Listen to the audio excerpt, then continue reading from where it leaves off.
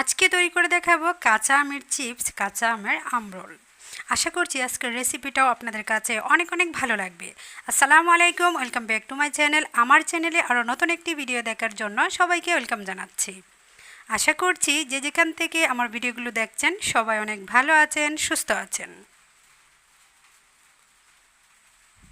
কাঁচা আম দিয়ে কীভাবে রোল তৈরি করেছি এবং চিপস তৈরি করেছি সেটা দেখতে হলে অবশ্যই সম্পূর্ণ ভিডিওর সাথেই থাকতে হবে।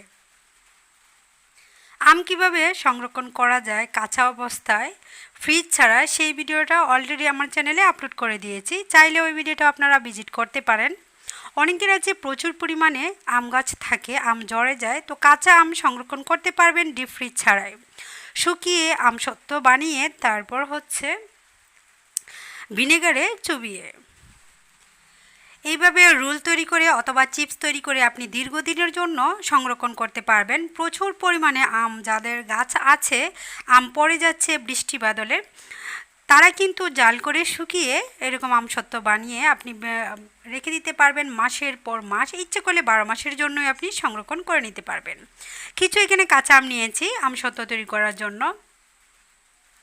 আমি আরও কিছু ছুলিয়ে রেখে দিয়েছি ডিপ ফ্রিজে সংরক্ষণ করার জন্য। ডিপ ফ্রিজে যেগুলি রেখেছি সেগুলি আমি টক ডাল রান্না করার জন্য।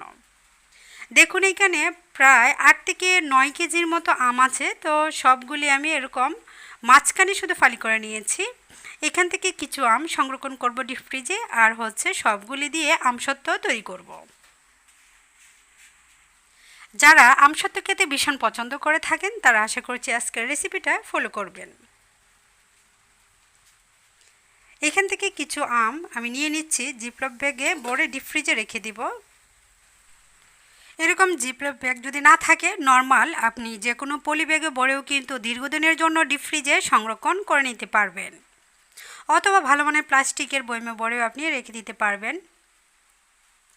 লম্বা করে আস্ত ঝুলিয়ে যেভাবে ইচ্ছে সেভাবেই কিন্তু রেখে দিতে পারবেন। তো আমি ফালি করাটা রেখে দিচ্ছি ডাল রান্না করার জন্য। টক ডাল কীভাবে রান্না করতে হয় আম দিয়ে, সেই রেসিপিটাও আমি শেয়ার করব আপনাদের সাথে। এভাবে কিছু আম আমি ডিপ ফ্রিজে রেখে দেব। যখন আমার প্রয়োজন হবে কেটে কেটে আমি ডালে দিয়ে দিতে পারবো। এখানে 2 ফালি করে আমি রেখে দিচ্ছি। যারা ডিপ ফ্রিজে সংরক্ষণ করতে চান তারা এইভাবে রেখে দিবেন। আর এগুলি যেগুলি আছে আপনি চাইলে ছোটো ছোটো করে কেটে রোদ্রে শুকিয়েও কিন্তু সংরক্ষণ করে নিতে পারবেন। 2 ফালি করে সিদ্ধ করে নিব। দেখুন 1 ডেক পরিমাণ, এখানে প্রায় 7 কেজির মতো আম কেটে নিয়েছি। পানি দিয়েছি অনেক, বেশি পানির মধ্যে জাল করতে করতে একটা পর্যায়ে একেবারে ক্রিমি ক্রিমি ভাব চলে আসবে। সেই পর্যায়ে আমি গুটনির সাহায্যে ভালো করে গুটে নিচ্ছি। আর এইখানে আমি গ্রিন ফ্রুট কালার ব্যবহার করে নিয়েছি। স্বাদ মতো লবণ দিচ্ছি, চিনি দিচ্ছি 1 কাপ পরিমাণ। মিষ্টি পরিমাণ যদি বেশি খেতে চান সেক্ষেত্রে বেশি দেওয়ার চেষ্টা করবেন। এইখানে আমি আমের তুলনায় মিষ্টিটা খুবই কম দিয়েছি। ঠান্ডা হওয়ার পর আমি ছাঁকনির সাহায্যে ছেঁকে নিয়েছি। দেখুন একেবারে সুন্দর ক্রিমি ক্রিমি রসটা নিয়ে নিচ্ছি। আর উপরে যে দানা দানা সেটাও ফেলে না দিয়ে আপনি শুকিয়ে নিতে পারবেন। আমি আলাদা করে নিয়েছি, তাহলে আমের যে চিপস আর আমের রোল তৈরি করব সেটা দেখতে অনেকটা সুন্দর দেখাবে। খুবই সুন্দর পিওর একের রসটা নিয়ে নিয়েছি। আমের জুসটা আমি আলাদা করে নিয়েছি আর দানা দানা অবস্থায় উপরে রেখে দিয়েছি। আপনারা চাইলে না ছেলে সরাসরিও কিন্তু আমসত্ব তৈরি করতে পারবেন, সেক্ষেত্রে দেখতে একটু দানা দানা বা অন্যরকম দেখাবে। আমসত্বটা তৈরি করার জন্য এখানে আমি দেখুন ট্রে নিয়েছি। প্রথমে তেল ব্রাশ করে নিচ্ছি। তেল ব্রাশ করলে যখন শুকিয়ে যাবে টান দেওয়ার সাথে সাথে খুব সুন্দরভাবে উঠে যাবে, নিচে লেগে যাবে না। আমি আজকে আমসত্ব রোল তৈরি করব আর চিপস তৈরি করব, সেজন্য একেবারে পাতলা করে দিয়ে ছড়িয়ে রেখে দিব। এখানে শুকাতে 2 দিন বা 3 দিন লাগতে পারে। রোদের পরিমাণ যদি বেশি করা থাকে তো খুব অল্প সময়েই শুকিয়ে যাবে, আর যদি রোদের তাপ খুব কম লাগে তাহলে শুকাতে সময় পরিমাণ বেশি লাগবে। তেল ব্রাশ করে নেওয়ার পর এখানে আমি দিয়ে দিচ্ছি আমের জুস। একেবারে পাতলা করে দিব। আমি আগে বলেছি চিপস এবং রোল তৈরি করব, সেজন্য পাতলা অবস্থায় আমি এরকম ছড়িয়ে দিয়েছি।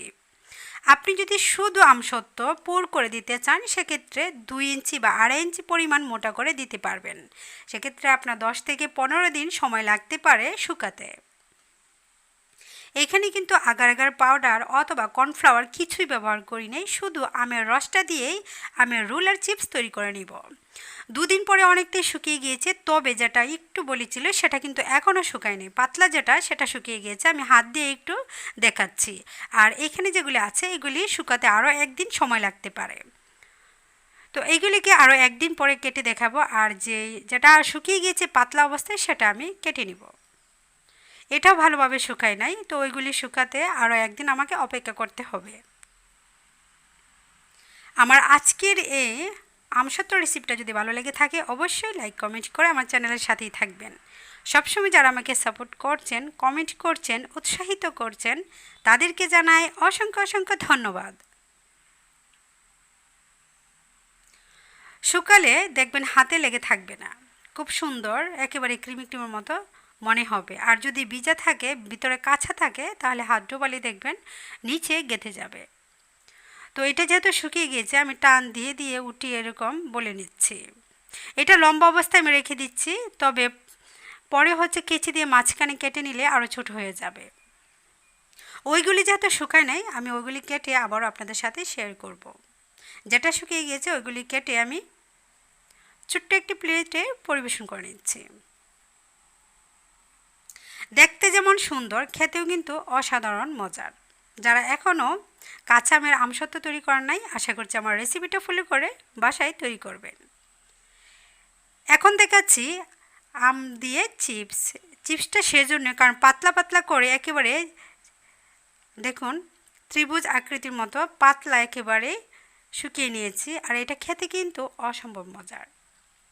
দেখতে শুধু সুন্দর না, খেতেও অসম্ভব মজার। আমি একইভাবে সবগুলিকে শুকানোর পর কেটে নিয়েছি। অনেকগুলি হয়েছে, তো যেগুলি ভিজা ছিল ওইগুলিকে আমি আরও 2 দিন পরে কেটেছি। আর পাতলা যেটা ছিল সেটাই কিন্তু অনেক সুন্দর হয়েছে।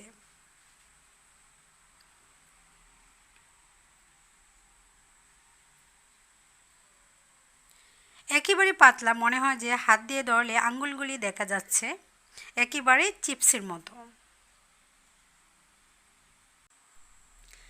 এভাবে শুকিয়ে ইচ্ছে করলে সারা বছরের জন্য আমসত্ব তৈরি করে রেখে দিতে পারেন।